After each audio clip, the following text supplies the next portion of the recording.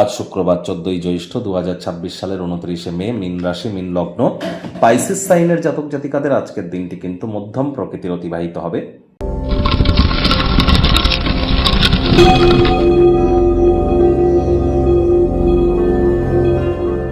ভিডিওটির শুরুতেই স্ক্রিনে আপনারা দেখতে পাচ্ছেন শুক্র গ্রহের বীজ মন্ত্র ওম দ্রাং দ্রিং দ্রং স শুক্রায় নমঃ।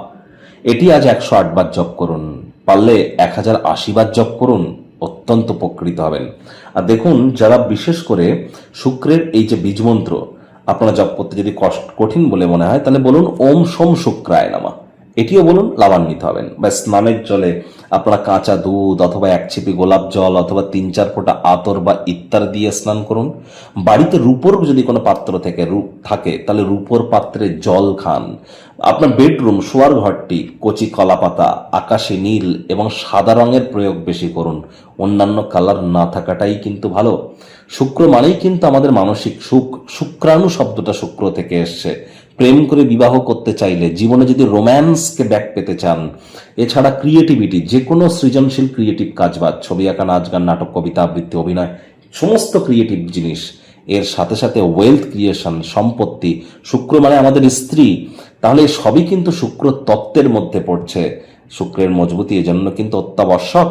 খুব খুব শুক্রের বীজ মন্ত্র আপনারা জপ করুন, দেবী মহালক্ষ্মীর নাম জপ ধ্যান আরাধনা করুন, অত্যন্ত উপকৃত হবেন। ভাগ্যমিটার আজ আপনাদের বলছে 4/10 ভাগ্য আপনাদের অনুকূলে থাকবে। দেখুন, কোনো নেগেটিভ বা নেতিবাচক কথাবার্তা বলতে কিন্তু আমাদেরও ঠিক ভালো লাগে না, তবে গ্রহ নক্ষত্রের হেরফের অনুযায়ী ইন জেনারেল ডেলি প্রেডিকশন আমরা প্রস্তুত করে থাকি। যাদের চন্দ্র রাশি মীন অর্থাৎ মুন সাইন, যাদের পাইসিস, এই গণনা তাদেরই কিন্তু অধিকাংশ ক্ষেত্রে খাটবে। আর যাদের মীন লগ্ন তাদের কিন্তু আংশিক খাটতে চলেছে।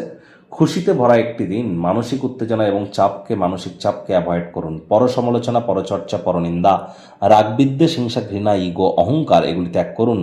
আমি বারবার বলি যে মীন রাশির জাতক জাতিকারা যদি একটু গ্রেটফুল হওয়া যদি শেখে, মীন রাশির জাতক জাতিকাদের গ্রেটফুল হওয়ার অর্থ কি? কৃতজ্ঞতা জ্ঞাপন করা। যার তরফ থেকে আপনি একদিনের জন্য হলেও উপকৃত হয়েছেন, তাকে কখনো ভুলবেন না, তাকে অ্যাভয়েড করবেন না, তার একটু খোঁজ খবর নিন।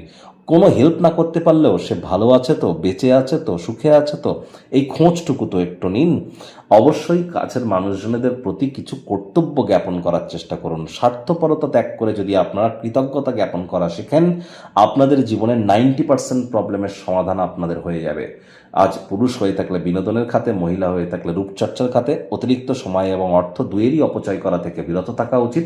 সামাজিক জীবনকে অবহেলা করবেন না। ব্যয়বহুল দিন, খরচ বাড়বে। নতুন উদ্যোগগুলি লোভনীয় হবে, ভালো প্রত্যাবর্তনের প্রতিশ্রুতিও দেবে।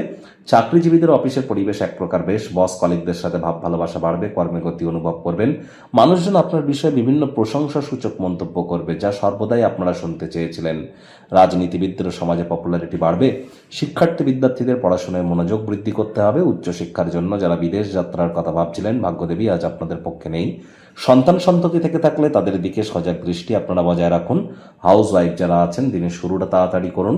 প্রেমিক প্রেমিকা, স্বামী স্ত্রী, না ভাব ভালোবাসা রোম্যান্স, না তর্ক বিতর্ক অশান্তি, কোনোটাতেই বাড়াবাড়ি যেন করবেন না। অন্যান্য দিনের ন্যায় আজকের দিনটিকে সাধারণ হিসাবে ট্রিট করবার আপ্রাণ প্রচেষ্টা কিন্তু আপনাদেরকে করতে হবে। শত্রুপক্ষ, বিরোধী পক্ষ আজ কিন্তু একটু হলেও শক্তিশালী থাকছে। পরিবার পরিজনদের উপর জোর করে নিজের মতামতকে জাহির যেন করবেন না।